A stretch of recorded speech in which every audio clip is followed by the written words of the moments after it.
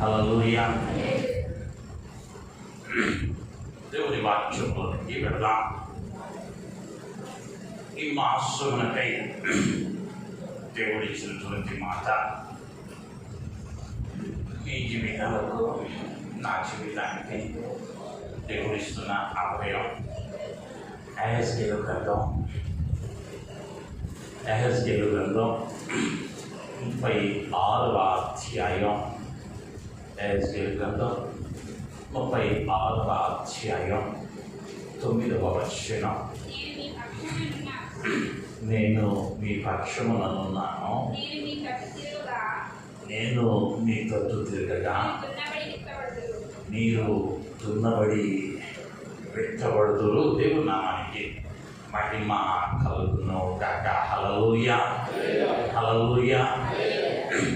దేవుడు అంటా ఉన్నాడు, బాధింపబడుతూ ఉన్న వారితో, వేదనలో ఉన్నటువంటి జనాంగముతో,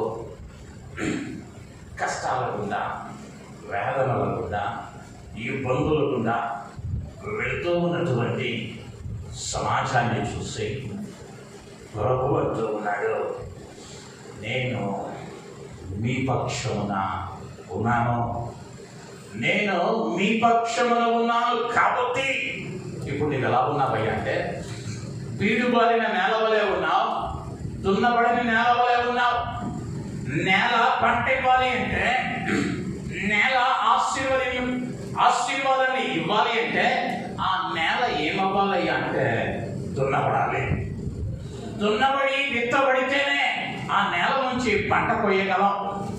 అయితే ప్రభువు అంతా ఉన్నాడు, నేను నీ పక్షముననున్నాను, నీవు దున్నబడి విత్తబడదు. 2024వ సంవత్సరం ఈ జూన్ మాసంలో ప్రభువు దాసునిగా ఆయన నాకిచ్చిన మాట మీతో చెబుతూ ఉన్నాను. ఆయన ఈ మాసంలో నీ పక్షంగా ఉండబోతూ ఉన్నాడు.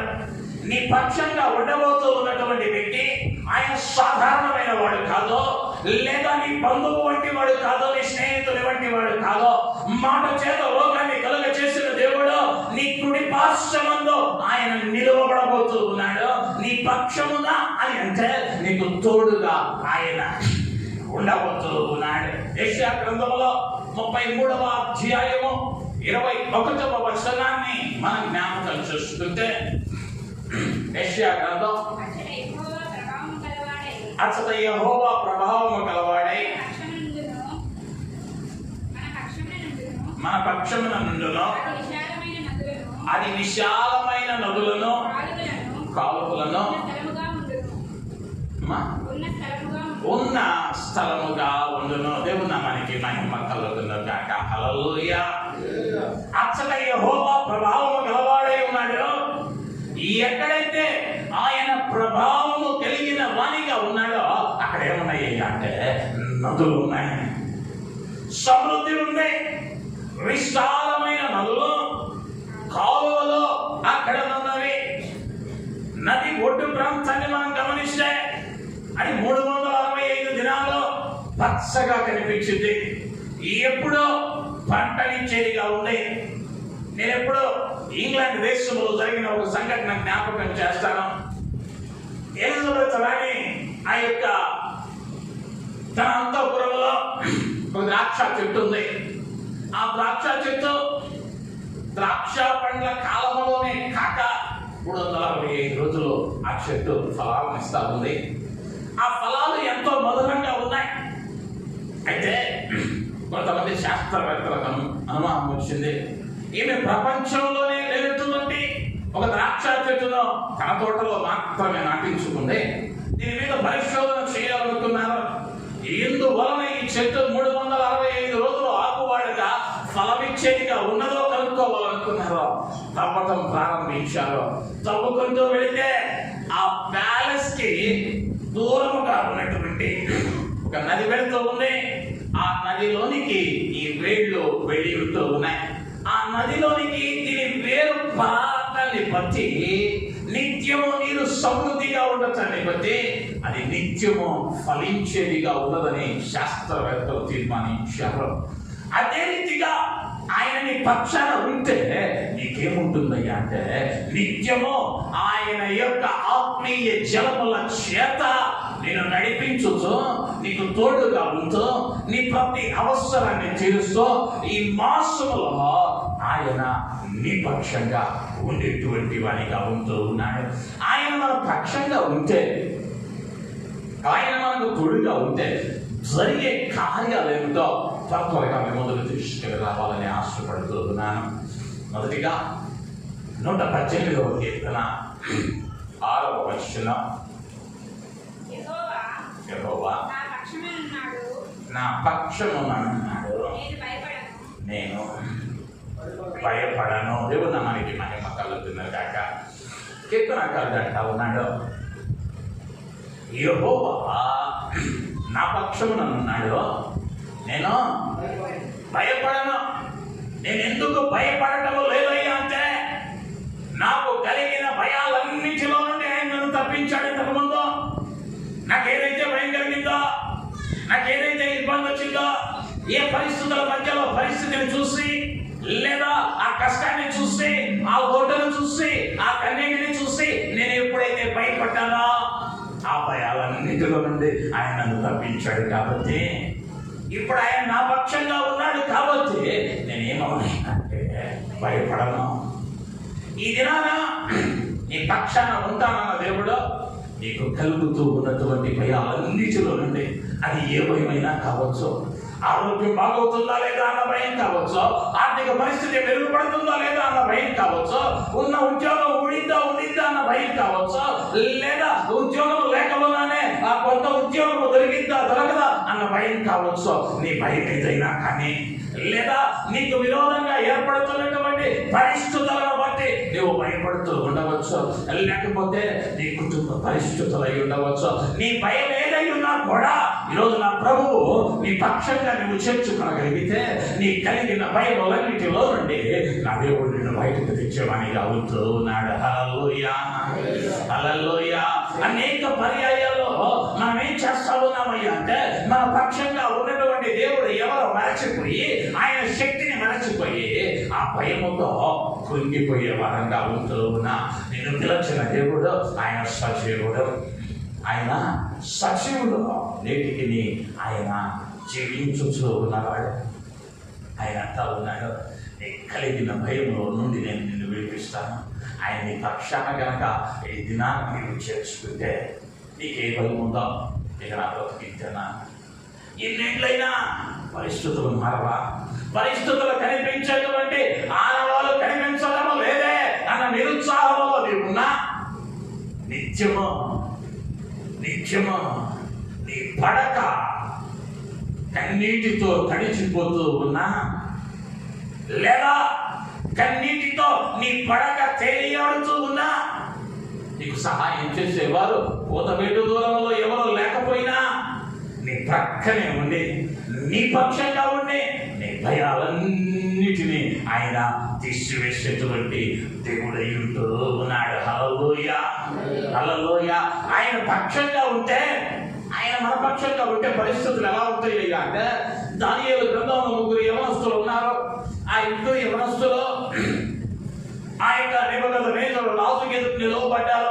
ఎందుకు నిలవబడ్డారయ్యా ఇప్పుడు అంటే, రాజు అన్నాడు, నేను పెట్టిన ఈ ప్రతిమతో నమస్కరించాలి, లేకపోతే అగ్నిగుండంలో పారవేస్తాను. వీళ్ళు నమస్కరించలేదు, రాజు ఎందుకు తేబడ్డారు.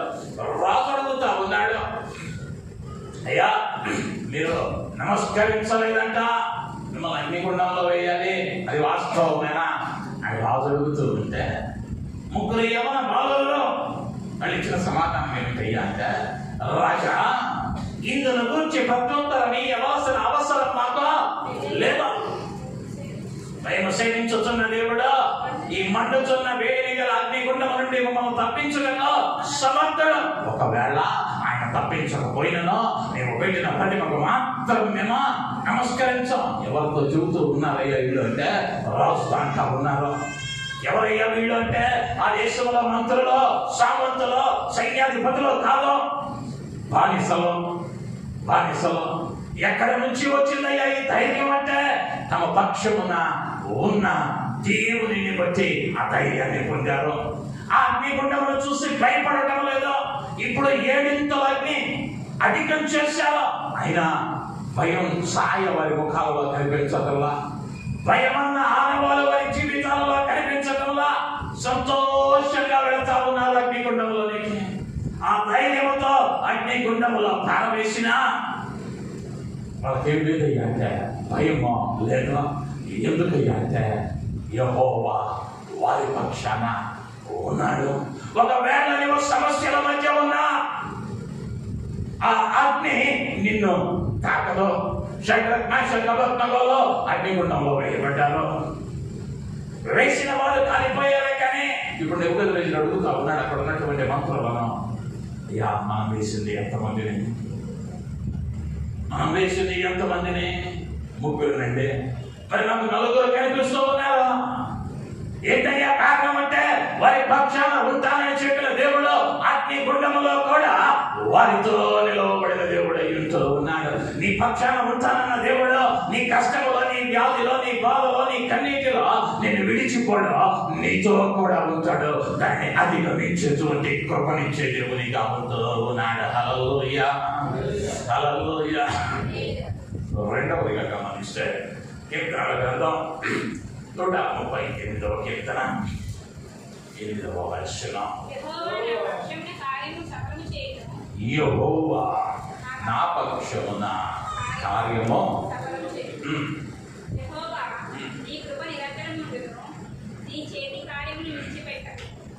యెహోవా నా పక్షమున కార్యము సఫలపరచును. ఆయన నీ పక్షంగా ఉంటే మొదటిగా ఏం చేస్తాడయ్యా అంటే, మొదటిగా నీ భయాలన్నింటినీ తీసివేస్తాడు. రెండవదిగా నీ కార్యాలను సఫలపరుస్తాడు. పరీక్షలందరూ రాస్తాం, కానీ పాస్ అయ్యేవారు కొంతమంది. ఇప్పుడు వీళ్ళండి చాలా మంది టీవీలకు ఎదురుగే ఉంటాం. ఎందుకంటే తమకు నచ్చిన నాయకుడు గెలుస్తాడో ఓడిపోతాడో, కార్యం సఫలమైందో లేదో, పని జరిగిద్దో లేదో, లేదా అనేక పర్యాయాలు మా వ్యక్తిగత జీవితాలలో కూడా అనేక కార్యాలు, అనేక ప్రణాళికలు కలిగి ఉంటాం. ఆ కార్యాలు సఫలమవుతాయో లేదో, కొన్ని పర్యాయాలు కొన్ని అవుతూ ఉంటాయి, కొన్ని అవ్వకుండా ఆగిపోతూ ఉంటాయి, కొన్ని అర్థంతరంగా నిలిచిపోతూ ఉంటాయి. కానీ ఆ ప్రభువు నీ పక్షంగా ఉంటే, ఆయన నీ పక్షంగా ఉంటే అసాధ్యమైన కార్యాలను సుసాధ్యం చేయగలిగిన వాడు ఆయన. నీ కార్యాలను సఫలము చేస్తానంటా ఉన్నాడు. ఆ కార్యం ఏదైనా కానీ, లేదా నీవు అడిగినది అది విడ్డూరంగా ఉండవచ్చు, లేదా నీవు ఆశిస్తూ ఉన్నది అది భౌతిక పరంగా అసాధ్యంగా ఉండవచ్చు. విద్యను అడుగుతా ఉన్నాడు, బలాఢ్యుడా లెమ్మా, ఇశ్రాయేలు జనాంగాన్ని నీవు నాయకుడిగా ఉండు అని అంటే విద్యను అంటా ఉన్నాడు. అయ్యా నేను ఎక్కడ కాలుగు చాటును దాక్కున్నాడిని, తిరగలు విసురుకుంటున్నాడిని, గోధుమలు దుల్లగొట్టుకుంటూ ఉన్నవాడిని, నా వల్ల అడిగితే అవుతాయ్యా అంటున్నాడు. సరే ఇప్పుడు ప్రార్థిస్తున్నాడు విద్యనా, ఇదిగయ్యా ఈ గొర్రె కూర్చునికి రాస్తా ఉన్నా, దీని మీద మాత్రం మంచుపడకూడదు, చుట్టూరు మంచుపడాలి, అక్కడ వరకు మాత్రం పడకూడదు, చుట్టూరు పడాలి. దేవుడు అంతే చేశాడు. మళ్ళా అంటా ఉన్నాడు, అయ్యా ఇంకొకసారి ఇప్పుడు ఈ గొర్రె వచ్చిన మీద మాత్రమే పడాలి, చుట్టూరు పడకూడదా. దేవుడు అది చేశాడు.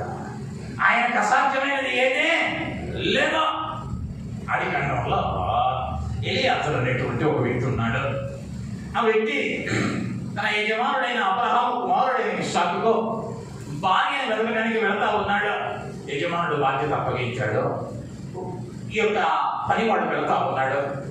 వెళుతూ దేవుని అడుగుతా ఉన్నాడు, అయ్యా నేను వెళ్తా ఉన్న పనిని సఫలం చేయి, నన్ను సరైన మార్గంలో నడిపించు, నా కార్యం త్వరగా జరిగించని వెళుతూ వెళుతూ ఒక గ్రామం యుద్ధకు రాగానే అక్కడ ప్రార్థిస్తా ఉన్నాడు. అయ్యా నేను ఇప్పుడు గ్రామంలోకి వెళ్ళిన వెంటనే నా ఎదుట ఎవరైతే కన్యక వస్తుందో మొదటిగా ఆమెను నేను అడుగుతాను, ఆమె నాకు నీరు ఇవ్వాలి, నీరిచ్చి నా యొక్క ఒంటెలో కూడా నీరు పెడతానని చెప్పాలి. నా ఒంటెలో కూడా నీరు పెట్టాలి. ఎవరైతే అట్లా పెడతారో ఆమె నా యజమానునికి భార్య. ఈ కార్యక్రమం కొంచెం వినడానికి సులువుగా ఉన్నా ప్రాక్టికల్ గా ఆలోచిస్తే చాలా పెద్ద పని దేవుడు అడుగుతా ఉన్నాడు ఎలీయాజరు. సాధారణంగా ఒక ఒంటె ఇంచుమించు 200 లీటర్ల కన్నా అధికమైన నీటిని తాగింది.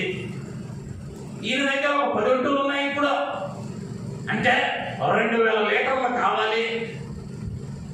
ఆమె కడవెత్తుకొని వచ్చింది. సాధారణంగా మన ఇళ్లలో వాడే మొబైల్ డబ్బు చూస్తే అది 20 లీటర్లో 25 లీటర్లో ఉంటుంది. ఒక బిందె అనుకుందాం, ఆ రోజుల్లోనే 50 లీటర్లు వేసుకున్నా. ఈమె ఎక్కడో ట్యాప్ తిప్పి పట్టుకొచ్చే పని కాదు. ఇప్పుడు ఏరియాలో పెట్టిన పరీక్ష ఏం చెయ్యాలి అంటే బావిలోకి దిగాలి. అది ఎడారి ప్రాంతం, 10 అడుగుల్లోనో 20 అడుగుల్లోనో నీరు పడే ప్రాంతం కాదు. 100-150 అడుగుల లోతుకు వెళ్ళాలి. అంత లోతుకు వెళ్ళి ఆ కడవతో నీరు తీసుకుని వచ్చి ఆ వంచలకు పోయాలి. 2000 లీటర్లు అంటే 20-50 చేస్తే ఎన్నిసార్లు ఎక్కి దిగాలో ఆలోచించండి. అదే కనుక ఈ రోజుల్లో పెళ్లి చూపులకు వెళ్ళి అమ్మా 10 సార్లు టీ పెట్టుకురా అంటే చాలు, ఆ వద్దులే అంటారు. 10 సార్లు కూర్చున్న గంటలో 10 సార్లు టీ పెట్టమంటేనే అమ్మా ఇదేదో తేడా ఉంది వద్దులే అంటారు. ఇప్పుడు ఈ రెబకా గారు ఎన్నిసార్లు ఎక్కి దిగిందో. ఆ మనస్సు ఎవరిచ్చారయ్యా అంటే ఎలియాజరేమి వీరి బంధువు కాదు. కానీ ఎలియాజరు ఎవరిని అడగాలో అడిగాడు, ఎవరి పక్షాన ఉండాలో ఉన్నాడు, తన పక్షమున ఉన్నటువంటి దేవుణ్ణి అడిగాడు. అయ్యా నా ఒంటిలో కూడా నీళ్ళు పెట్టేటట్టు చేయ్యా. ఇప్పుడు దేవుడు ఏం చేశాడయ్యా అంటే ఎలియాజరు యొక్క కార్యాన్ని సఫలపరచాడు. నీ పరిస్థితి అది బహుఘోరంగా ఉన్నదేమో. ఇక ఆ పరిస్థితి నుండి బయటకు రావాలంటే ఎన్నో మెట్లెక్కాలేమో, లేదా ఎంతో మంది చెయ్యి సాపాలేమో. కానీ నువ్వు ఆయన పక్షము వానివిగా, ఆయన పక్షము దానివిగా నీవు ఉండగలిగితే ఆ కార్యాలను దేవుడు ఎవరితో మాట్లాడాలో, ఎవరి మనస్సు మార్చాలో, ఎవరి ద్వారా కార్యాన్ని త్వరపెట్టి జరిగించాలో జరిగించేటువంటి వాడు, కార్యాన్ని నెరవేర్చేటువంటి వాడు ఈ మాసంలో నీ పక్షంగా ఆయన జరిగించువాడై ఉంటూ ఉన్నాడు. హల్లెలూయా, హల్లెలూయా. ఆయన ఏం చేస్తాడయ్యా అంటే కార్యమును సఫలపరుస్తాడు.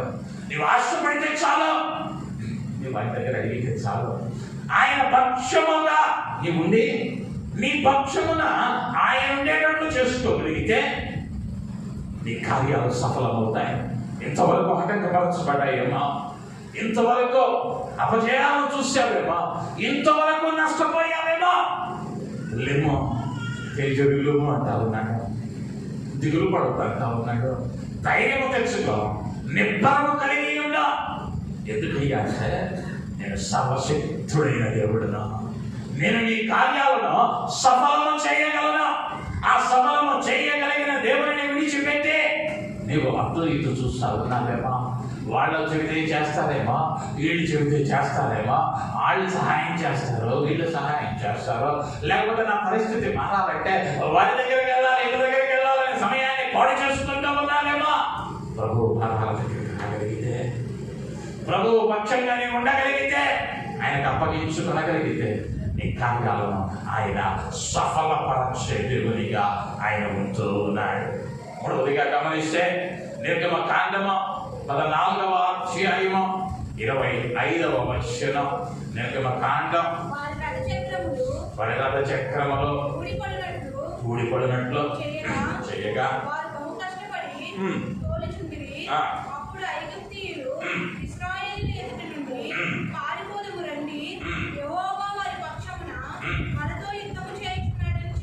యెహోవా వారి పక్షమున మనతో యుద్ధం చేయించున్నాడు. ఐగుప్తు వారు అనుకుంటా ఉన్నారా, అయ్యా ఇక ఈ యుద్ధంలో మనం నిలబడకూడదు. ఎందుకయ్యా అంటే వారి పక్షంగా యుద్ధం చేస్తా ఉన్నది ఎవరయ్యా అంటే యెహోవా యుద్ధానికి దిగాడు. కాబట్టి మనం ఇక్కడ నుంచి వెళ్ళిపోవాలి. ఈ మాసంలో నీ పక్షమున ఉంటానని చెప్పిన దేవుడు ఆయన ఏం చేస్తాడయ్యా అంటే నీ పక్షంగా యుద్ధం చేస్తాడు. ఇశ్రాయేలు జనాంగం 430 సంవత్సరాల బానిసత్వం నుండి బయటకు వచ్చిన తరువాత ఆ ఎర్ర సముద్రం ఎదుట వెనక ఫైరో సైన్యము, ముందు ఎర్ర సముద్రం. మోషే కర్ర సాగుతూ ఉన్నాడు, సముద్రం పాయలవుతా ఉంది. ఆరిన నేలన ఇశ్రాయేలు జనాంగం నడుస్తూ ఉన్నారు. ఫరో సైన్యం సముద్రంలోనికి ఎంటర్ అవుతా ఉన్నది, అడుగు పెడుతూ ఉంది. దేవుడు కలుగు చేసుకున్నాడు. పరిస్థితి తీవ్రమైంది. ప్రభువు కలుగు చేసుకున్నాడు. వారి రథ చక్రములో ఊడిపోవునట్లు చేస్తూ ఉన్నాడు ప్రభువు. ఎప్పుడైతే చేశాడో అన్యులు అనుకుంటా ఉన్నారో, దేవుని ఎరగని వారు అంటా ఉన్నారో యెహోవా వారి పక్షమున మనతో యుద్ధం చేస్తా ఉన్నాడు. వాళ్ళు యుద్ధం చేయకుండా వాళ్ళు వెళ్ళిపోతా ఉన్నారు, కానీ వారి పక్షముగా యెహోవా యుద్ధం చేస్తా ఉన్నాడు. నీవు నీ ప్రయత్నంలో, నీ కుటుంబ జీవితంలో, లేదా నీ ఆత్మీయ జీవితంలో నీకు ఎదురవుతూ ఉన్నటువంటి పోరాటాలలో ఆయన నీ పక్షంగా యుద్ధం చేసే దేవుడు. ఎప్పుడయ్యా అంటే 14వ అధ్యాయంలో 14వ వచనాన్ని చదివితే, అదే 14 యెహోవా నీ పక్షమున యుద్ధము చేయును, మీరు ఊరకయ్యే ఉండవలనని ప్రజలతో చెప్పిన దేవుని మనకి మహిమ కలుగును కాక. హల్లెలూయా. మీరు ఊరకుండండి చాలు, యెహోవాయే నీ పక్షమున యుద్ధం చేస్తాడు. నీకు ఎదురున్నటువంటి వాడు, నీకు శత్రువుగా ఉన్నటువంటి వాడు, లేకపోతే నీ మీద యుద్ధానికి తలపెడుతూ ఉన్నవాడు, నీ ఇబ్బంది పెట్టాలనుకుంటున్నవాడు నీకన్నా శక్తిమంతుడేమో, నీకన్నా బలమైన వాడేమో, నీకన్నా ధనము బలగము ఉన్నవాడేమో, కానీ నువ్వు భయపడవలసిన అవసరం లేదు.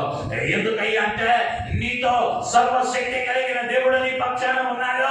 ఆయన నీ పక్షంగా యుద్ధం చేస్తానంటా ఉన్నాడు. హల్లెలూయా, హల్లెలూయా. ఆయనే నిలబడతానంటా ఉన్నాడు నీ పక్షాన. ఆయన శక్తి ఒక్కసారి కనుక అంచనా వేస్తే అది అర్థం కాదు. కానీ ఆయన ఎవరయ్యా అంటే వేవేల దూత గణముల చేత స్తుతులు అందుకుంటూ ఉన్నవాడు. వేవేల దూత గణములలో రాజుల గ్రంథంలో ఒక వృత్తాంతం చదువుతాం. ఒక రాత్రి కాలంలో ఒక దూత దిగి వస్తా ఉంది.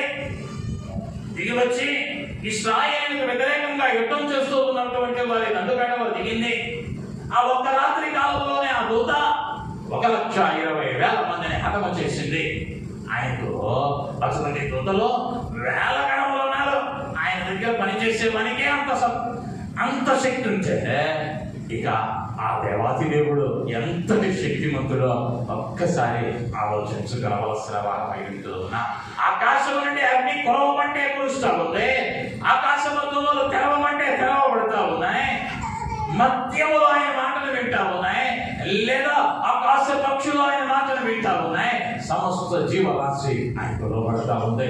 అంత శక్తి కలిగిన దేవుడు, అంత బలము కలిగిన దేవుడు నీ పక్షాన ఉండి నీ కార్యాలు సఫలమవడానికి, లేదా నీ జీవితం ఆశీర్వాదకరంగా ఉండడానికి, నీవు మేలును అనుభవించడానికి, నువ్వు సంతోషముతో సుఖముగా జీవించడానికి ఆయన ఏం చేయబోతా ఉన్నాడయ్యా అంటే నీకు విరోధంగా వస్తున్న శత్రువుల మీద ఆయన్నే యుద్ధం చేసే దేవునిగా ఉంటూ ఉన్నాడు. ఎదుగుతున్నటువంటి శత్రువులను చూస్తే భయపడిపోతూ ఉన్నావేమో, కృంగిపోతూ ఉన్నావేమో, లేదా దిగులు పడిపోతూ ఉన్నావేమో, నువ్వు కలత చెందవలసిన అవసరం లేదు. ఆయన నీ పక్షమున దేవునిగా ఉంటూ ఉన్నాడు. హల్లెలూయా, హల్లెలూయా. కీర్తనల గ్రంథం 118వ కీర్తన 7వ వచనం. కీర్తనల గ్రంథం 118:7. యెహోవా నా పక్షము వహించి నాకు సహకారి అయి ఉన్నాడు. ఆయన ఎలా ఉంటాడు అంటే సహకారిగా ఉంటాడు. అంటే నీవు ఎప్పుడైతే కృంగిపోయి, లేకపోతే అవసరము కొరకు ఉంటావో ఆయన తన సహాయాన్ని అందిస్తాడు నీకు. కొన్ని పర్యాయాలు మనం అనుకుంటాం, అయ్యో ఈ పరిస్థితుల్లో ఎవరైనా పలకరిస్తే బాగుండు, ఎవరైనా కాసేపు మాట్లాడితే బాగుండు, లేదా ఈ కష్టమైన పరిస్థితుల్లో ఎవరైనా 100 రూపాయలు ఇస్తే బాగుండు, లేదా ఈ అవసరంలో మేమున్నామన్న ధైర్యం ఇస్తే బాగుండు అని అనేక పర్యాయాలు అనుకుని ఉంటాం. అటువంటి పరిస్థితుల గుండా వెళ్ళి ఉంటాం. అయితే ఆయన నీ పక్షాన ఉంటే నీకు ఎలా ఉంటాడయ్యా అంటే సహకారిగా ఉంటాడు. నీవు ఏ పని అయితే చేస్తా ఉన్నావో ఆ పనిలో ఒకవేళ నీవు అలసిపోతే ఆయనని లోబడి ఆ పనిని పూర్తి చేయటానికి, లేదా ఆ మార్గంలో వెళ్ళటానికి, ఆ కార్యము నెరవేర్చబడటానికి ఆయన నడిపించే దేవునిగా, నీకు సహకారిగా ఆయన ఉండే దేవునిగా ఉంటున్నాడు. హల్లెలూయా, హల్లెలూయా. సారెపతు అనేటువంటి గ్రామంలో కరువు సంభవించింది. ఆ కరువు సంభవించిన వేళ ఒక విధవరాలు ఉదయమనే కట్టెలు వేలుకుంటూ ఉంది. ప్రవక్త అక్కడికి వస్తా ఉన్నాడు. ప్రవక్త అంటా ఉన్నాడు, అమ్మా నీ దగ్గర ఆహారానికి ఏమైనా ఉన్నదా, ఆహారానికి ఏమైనా ఉన్నదా అని అంటా ఉంది.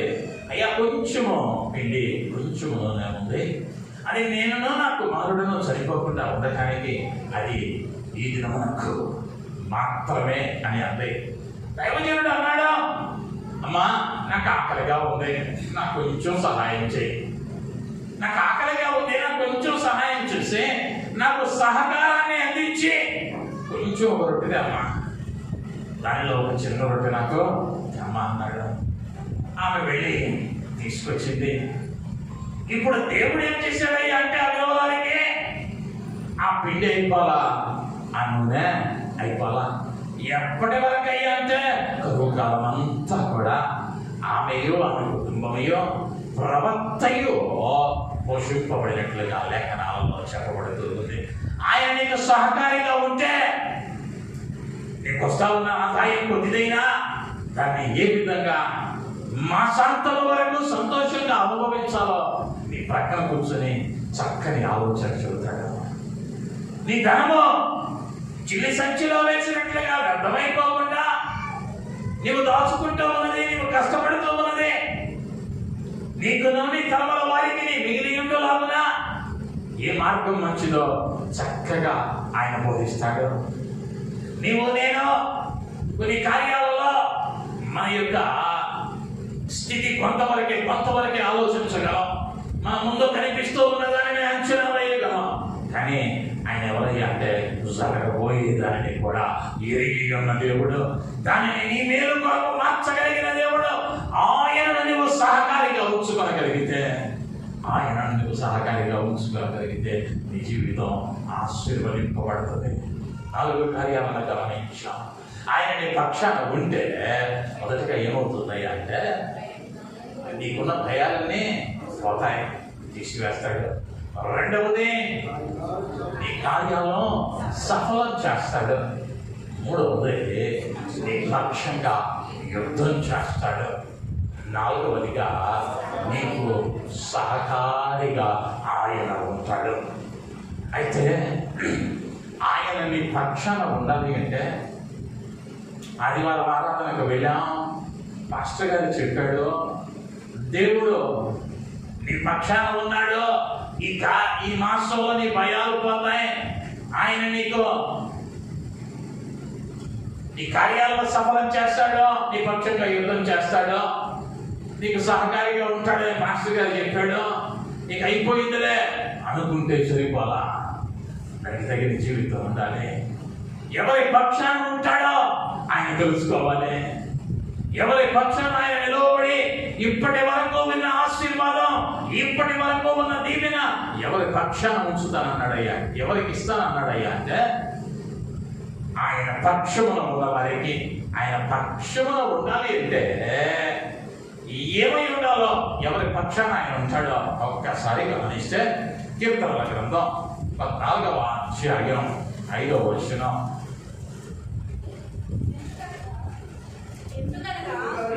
దేవుడు నీతిమంతుల సంతానము దేవుడు నీతిమంతుల సంతానము పక్షముననున్నాడు. దేవునికి మహిమ కలుగును గాక. ఎవరి పక్షాన ఆయన ఉన్నాడయ్యా అంటే నీతిమంతుల పక్షాన ఉన్నాడు.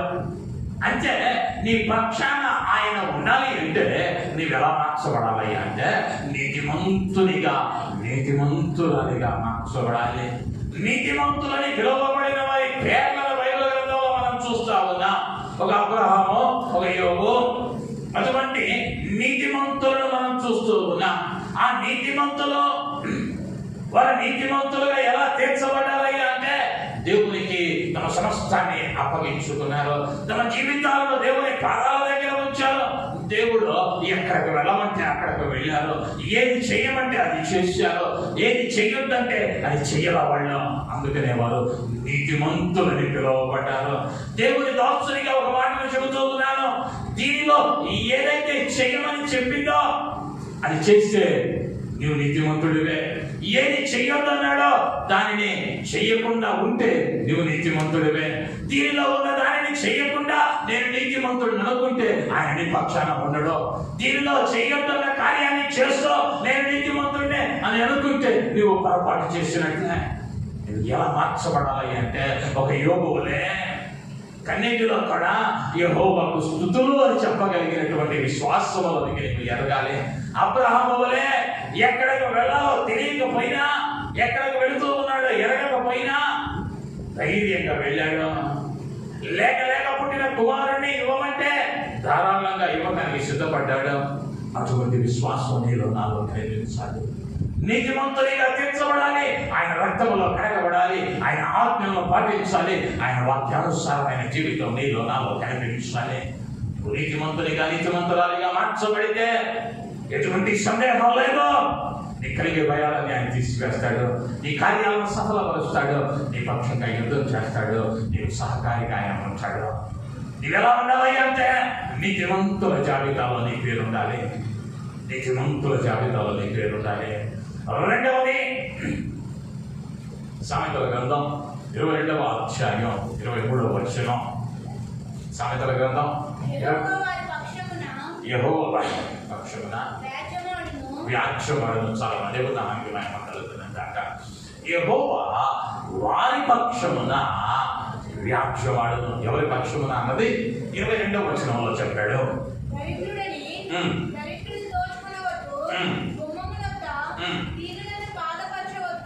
దీనులను బాధపరచవద్దు. ఇప్పుడు ఎవరి పక్షంగా దేవుడు వ్యాఖ్య మాడుతా ఉన్నాడయ్యా అంటే దీనుల పక్షంగా వ్యాఖ్య మాడుతా ఉన్నాడు. యేసుక్రీస్తు వారు ఈ లోకంలో ఉన్నప్పుడు చెప్పాడు, ఎవడు తను తాను తగ్గించుకుంటాడో వాడు హెచ్చింపబడతాడు. ఎవరైతే దీనులుగా ఉంటారో,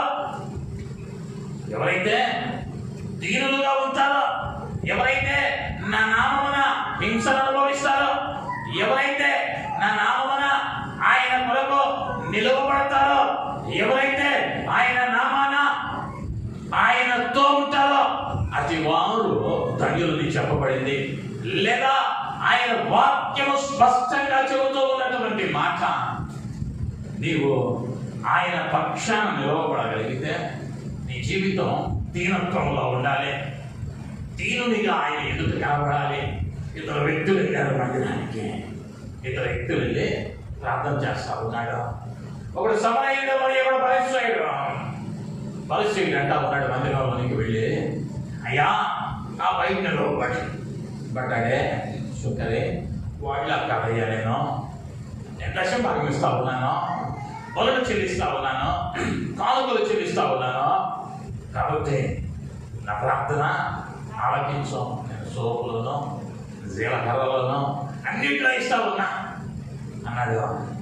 ప్రభువు విన్నాడు. ఇప్పుడు శుక్రవాడు ప్రార్థన చేస్తా ఉన్నాడు. వీడు ఎక్కడ ఉన్నాడయ్యా అంటే మందిరము వెలుపుట. తల ఎత్తుటకైనను ఆకాశము వైపు తల ఎత్తుటకైనను ధైర్యము చాలక రొమ్ములను బాదుకుంటా, అయ్యా పాపినైనా నన్ను క్షమించుమని ప్రార్థన చేశాడు. దేవుడు మన ప్రార్థనను ఆలకించాడు. దేవుడు మన ప్రార్థనకు జవాబిచ్చాడు. ఆయన ఎదుట నీవైనా నేనైనా ఎలా ఉండాలయ్యా అంటే దీనులమై ఉండాలి. ఏదో నలుగురు ఉన్నారు కదా అని ఎగిరి పడ్డావు అనుకో, జేబులో 10 రూపాయలు చెవులు వేసుకొని ఎగిరి దూచాను అనుకో, ఆ ఉన్న 10 రూపాయలు 4 దిక్కులు పోవటమే తప్ప ఆ జేబులో ఉండవు.